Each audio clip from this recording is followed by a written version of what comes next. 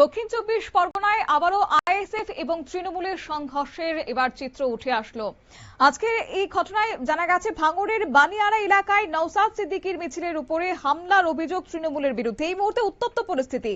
দক্ষিণ চব্বিশ পরগনা জেলার ভাঙড় ভোগালীর বানিয়ারা এলাকাতেই এই ঘটনাটি ঘটেছে। উল্লেখ্য যে সিদ্দিকী নির্বাচনী প্রচারে হাজার হাজার আইএসএফ কর্মীরা যখন বানিয়ারা এলাকা থেকে যাচ্ছিলেন, ঠিক তখনই তৃণমূলের দুষ্কৃতিকারীরা তাদের উপর হামলা চালিয়েছে বলে অভিযোগ। আর কিছুক্ষণের মধ্যেই ঘটনাস্থল উত্তপ্ত হয়ে উঠে ছুটে আসে বিশাল পুলিশ বাহিনী। অবস্থান নিয়ন্ত্রণে আনার চেষ্টা করেছে প্রশাসন। কি ছবি উঠে আসলো দেখুন।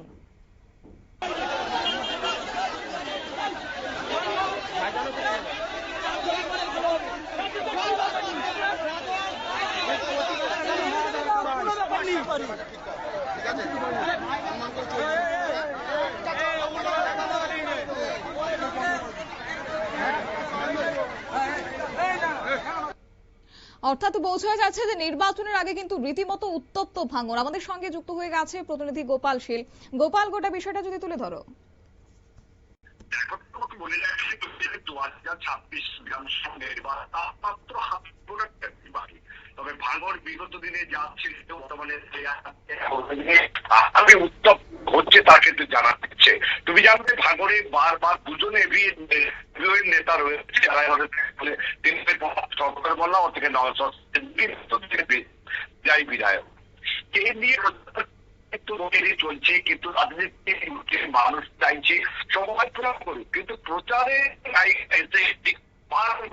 একে অপরের বিরুদ্ধে হামলা চালানো এটা কিন্তু লেগে যখন ভাঙড় এলাকায় ভোগালী অর্থাৎ এই এলাকায় নওসাদ সিদ্দিকীর প্রচার তখন তৃণমূলের বেশ কিছু দুষ্কৃতীরা তাদের উপরে হামলা চালায়। জয় বাংলা ধর্মী বলে জানা গেছে।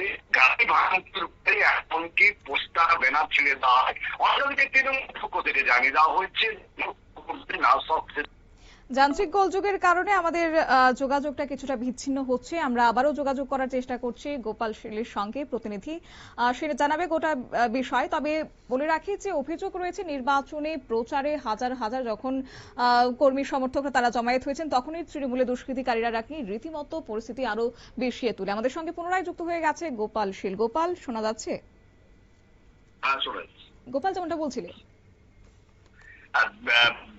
আজকে যখন নওসাদ সিদ্দিকী এই ভোগালী বাবুনিয়ারা এলাকা থেকে তা নিয়ে যাচ্ছিল, তখন তৃণমূলের দুষ্কৃতীরা তাদের উপরে হামলা চালায় বলে অভিযোগ উঠেছে। গাড়ি ভাঙচুর করেছে, পতাকা বেনার ছেড়েছে, এমন একটা অভিযোগ, ইট পাত্র ছোড়ার অভিযোগ। তবে তৃণমূলের পক্ষ থেকে অভিযোগটা সম্পূর্ণ নস্যাৎ করা হয়েছে।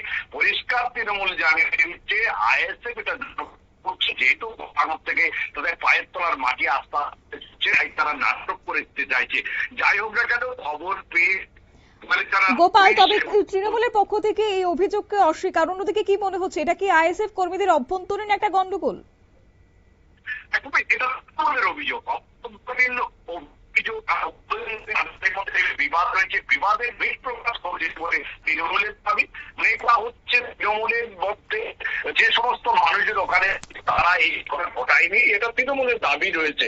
কিন্তু নওসাদ সিদ্দিকীর মধ্যে যে একটা বিবাদ যে তৈরি হয়েছে বিগত দিনে ছিল, এইটা তৃণমূল এটাকে মনে করছে। একেবারে ধন্যবাদ।